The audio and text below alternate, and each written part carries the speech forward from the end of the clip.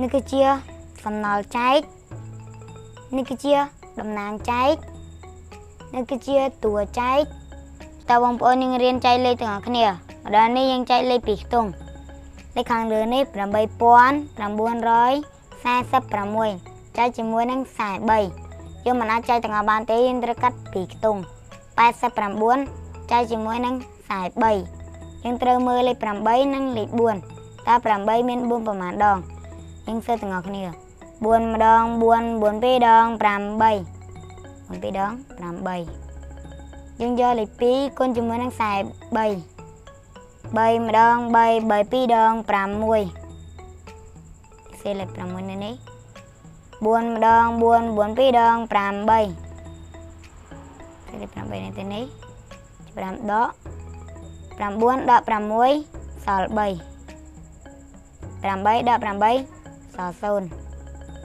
3មិនអាចចែកជាមួយនឹង43បានទេទម្លាក់4ចុះ33អា34មិនអាចចែកជាមួយនឹង43បានទេទម្លាក់6ចុះ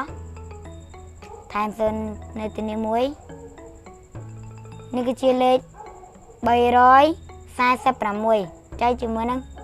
43យើងត្រូវមើលពីខ្ទង់នេះនិងមួយខ្ទង់នេះតែ34មាន4ប្រមាណដងយើងសូត្រទាំងអស់គ្នា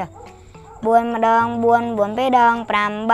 3ដង12 4 4ដង16 4 5ដង20 4 6ដង24 4 5 2ដង28 4 8ដង32 4 8ដង32យើងយក8គុណជាមួយនឹង43 8ម្ដង8 8 2ដង16 8 3ដង24 ត្រាទុក2 8ម្ដង8 8 2ដង16 8 3ដង24 8 4ដង32បូកនឹង2ទៀត34 5ដក6ដក4សល់2 4ដក4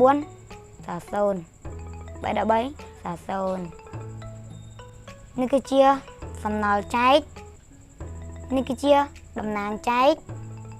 នេះគឺជាតួចែកផលចែកយើងបាន